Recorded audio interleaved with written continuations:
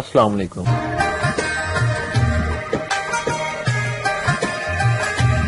अगर किसी औरत का खामद गुम हो जाए तो उस औरत के लिए शरई हुक्म क्या है कि वो दूसरा निकाह कर सकती है या नहीं? अगर कर सकती है तो कितनी मुद्दत के बाद करेगी?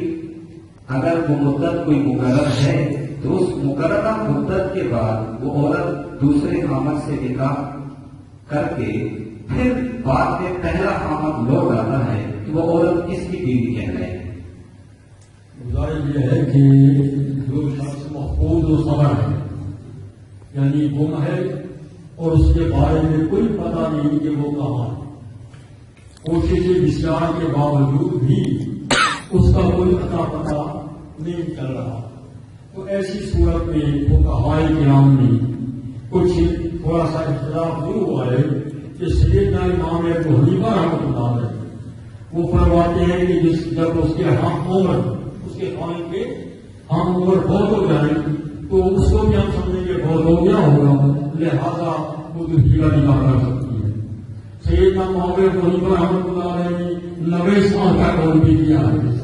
इस पर खुदा कहते हैं कि ये 90 साल तक इंतजार करे तो फिर आगे क्या रह जाएगा।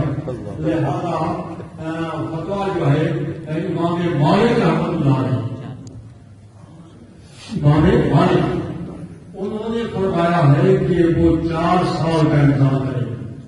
उसका तरीका कार ये होगा कि वो अदालत में जाकर दरखास्त देगी कि मेरा खामिद गुम हो चुका है, वो महफूज व खबर है, मेरा उससे निकाह गवाहों से निकाह साबित करें और मेरा उससे निकाह है और वो गुम है, गवाहों से साबित हो जाएगी गुमशुदगी, और अदालत से इस्तना करेगी कि उसकी तलाश में मेरी मदद की जाए।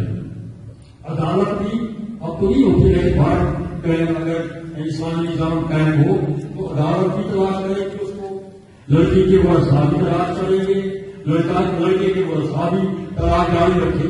और इस दौर में तो कोई मुश्किल नहीं है कि टीवी है और अखबारात हैं, अब तो बड़ी आसानी है, तो वो तलाश जारी रखे।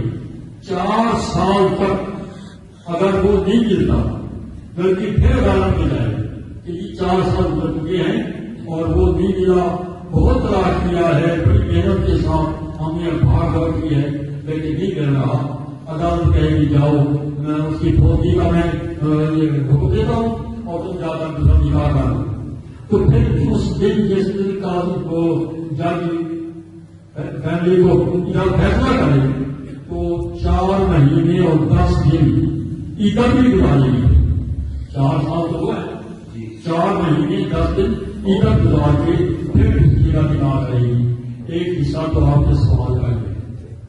अब अगर वो आ गया, अगर वो इधर अभी नहीं गुजरी और आ गया तो बीवी उसको मिल जाएगी, लेकिन जो औलाद पैदा हो चुकी है वो पहले दूसरे शख्स से साबित नस्ल करार पाएगी, क्योंकि बच्चों की जिंदगी को तबाह नहीं करना बल्कि वो साबित नस्ल होंगे, इससे उस दूसरे खामिद से और बीवी जो है वो पहले उड़ेगी। बात को कहा लिखा कि गुजर जाए और फिर आए तो फिर बीवी भी उसको नहीं मिलेगी।